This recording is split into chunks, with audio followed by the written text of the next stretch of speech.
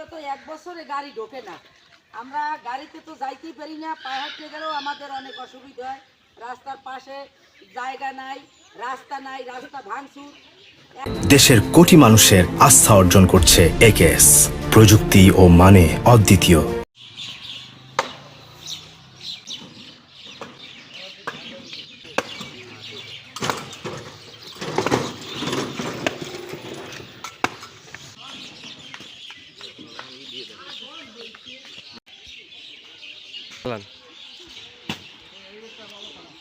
দলের চেয়ারম্যান জনাব তারেক রহমান তিনি বলেছেন যে যার যার এলাকা শেষে দেখাশোনা করবেন এবং পরিষ্কার পরিচ্ছন্নতা করবেন।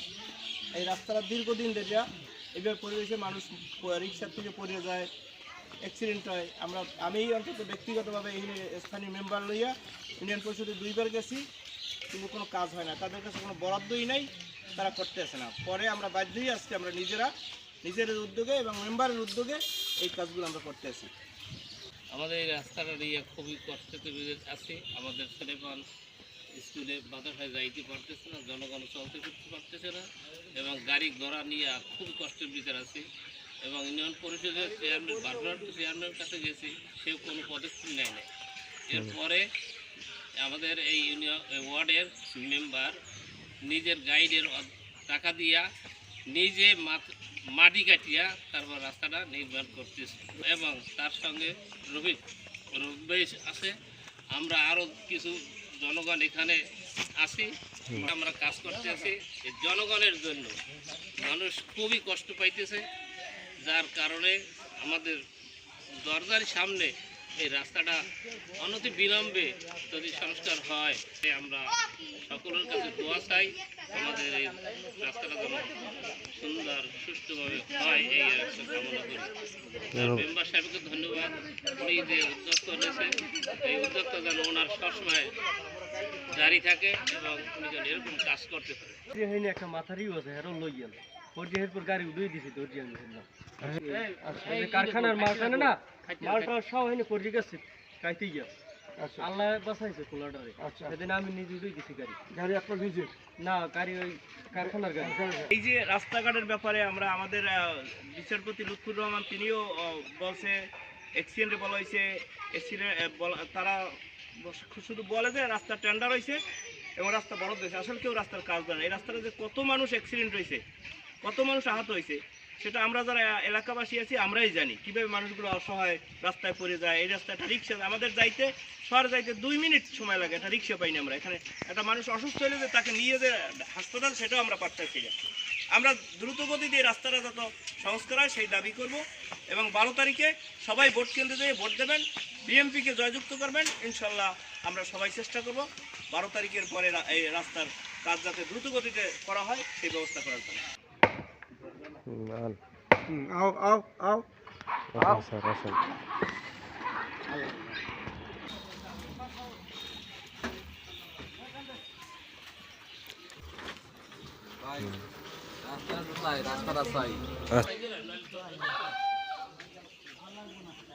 রাস্তার যে অবস্থা, একটা গাড়ি চলমানের অবস্থায় নেই।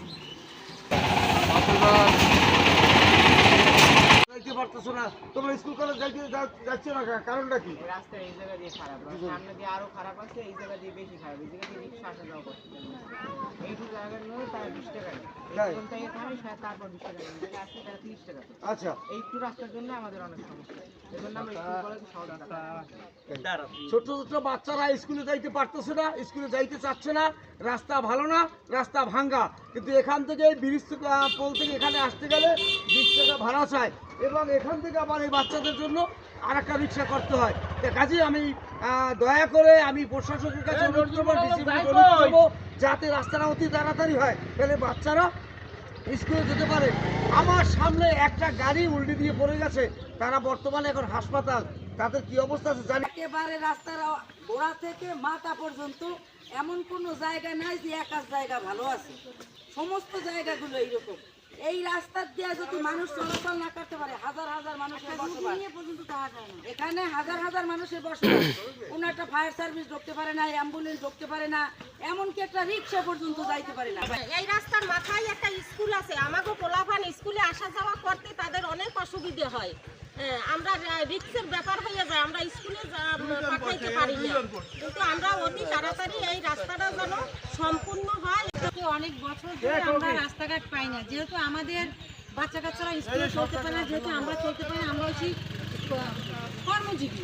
এই কর্মজীবীরা আমরা কেউ রিক্সাওয়ালা, কেউ ভ্যান চালক, সাইকেল চালক, কেউ ব্যবসা করে, কিন্তু এরা কেউ যাইতে পারে না। কিন্তু এই রাস্তা দিয়ে যেতে গেলে আমাদের দুর্ঘটনার শিকার হওয়া লাগে, আমাদের অকালে প্রাণ হারা লাগে। তো আমরা আশা করি যে আমরা এই ধানের শীষ মার্কা ভোট দিয়ে নজরুল মোল্লাকে আমরা জয়যুক্ত করে আশা করি তার কাছে আমরা এতটুকু বিনোদন আবেদন যে আমাদের চাল ডাল আটা লাগবে না, আমাদের একটু রাস্তাঘাট দিয়ে যদি সহযোগিতা করে, তার জন্য সারা জীবন আমরা নামাজের ওগলায় বই দোয়া করবো যে সেখানে আল্লাহ রহমতে।